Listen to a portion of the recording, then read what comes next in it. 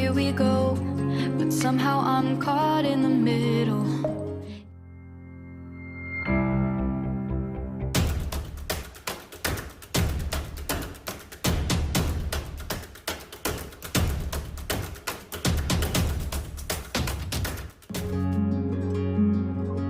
Ayan, magandang araw at maraming salamat sa panonood dito sa ating channel.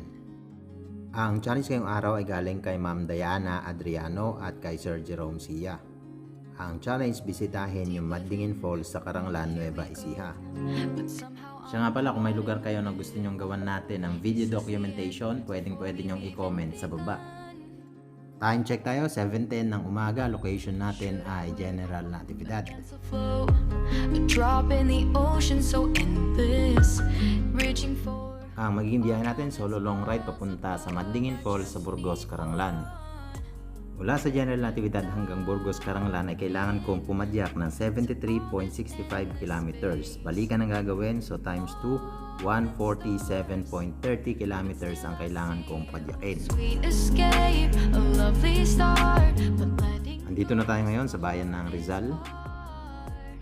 Mula dito sa Rizal, kailangan natin lumiko sa kaliwa papunta sa San Jose City. Yung pakanan ay papunta naman sa Pantabangan at Aurora Province.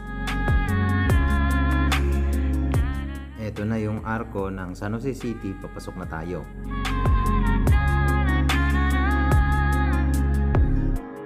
Hold my breath, looking up, life moves in waves that keeps changing. Mula dito sa city proper ng San Jose, kailangan natin lumiko sa kanan papunta sa Caranglan. Yung diretso ay papunta sa Lupao at ito namang sa kaliwa ay papunta sa Cabanatuan City. Put in front of the other. Siya nga pala, yung activity natin ngayong araw ay yung tinatawag na self-sustained biking. Ngayon, discuss natin ang self-sustained biking. Kapag sinabing self-sustained biking, this is the process of self-reliance in biking or accomplishing the activity without outside assistance. So, sa madaling salita, lahat ng pangangailangan ko ay dadaling ko na. Narito yung listahan ng mga bagay na dadaling ko sa self-sustained solo long ride na gagawin ko. Sweet escape, a lovely start, but letting go's the hardest part.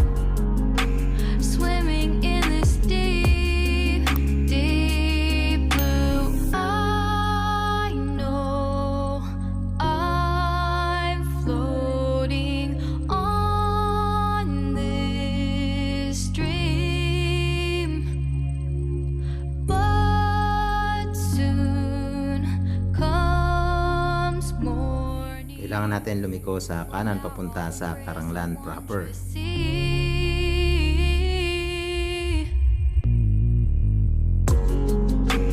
Diving in to all this endless space. Mula dito sa town proper ng Caranglan, kailangan natin lumiko dito sa GT Oil sa kaliwa papunta sa Barangay Burgos. But letting go's the hardest part. Swimming in this deep, deep blue. I'm diving in. Sa balsa na yan ay sinasakay ang mga tricycle kasi dito sa San Agustin, ang kasya lang dito sa Hanging Bridge ay single na motor at bisikleta.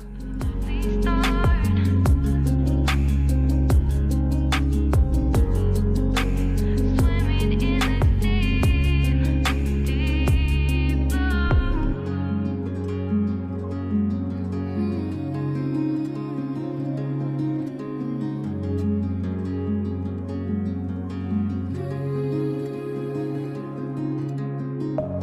Deep within, here we go, but somehow I'm caught in the middle.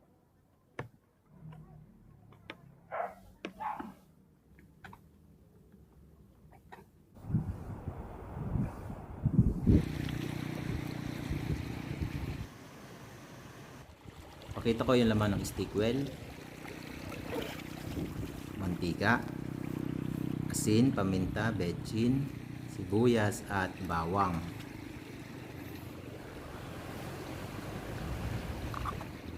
Para naman hindi mabasag yung itlog, ganito yung ginagawa ko. Nilalagay ko siya sa isang container na may laman na bigas. at saka ako nilalagyan ng plastic o ng tela.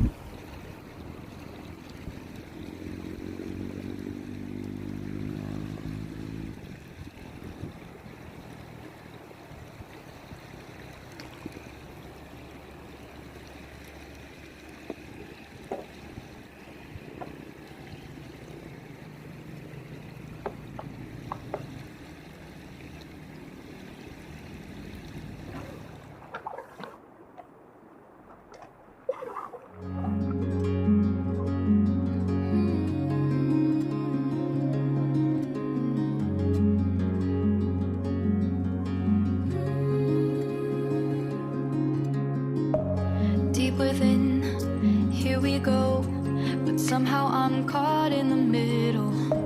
Is this the end before we've even begun? Should I work against the flow, a drop in the ocean so endless, reaching for our moments miles above? I just need... Para makarating tayo sa Mandingin Falls mula dito sa Barangay Hall ng Barangay Burgos, kailangan natin mag-register, magbayad ng environmental fee, 50 pesos, tour guide fee, 600 pesos. Mula sa Barangay Hall ng Burgos, kailangan natin lumakad ng 30 minutes to 1 hour, depende sa pacing na gagawin natin para marating yung Mandingin Falls. In this deep, deep blue.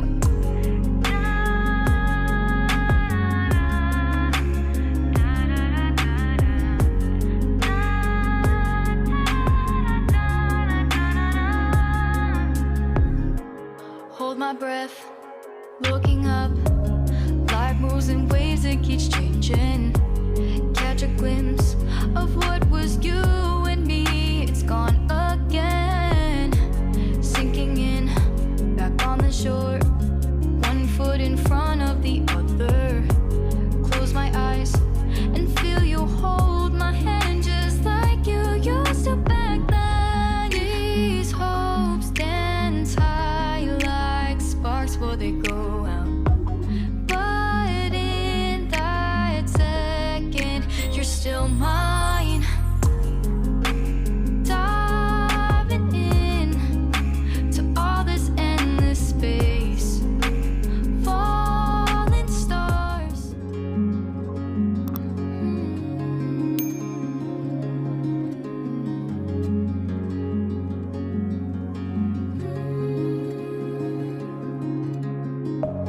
Deep within, here we go, but somehow I'm caught in the middle.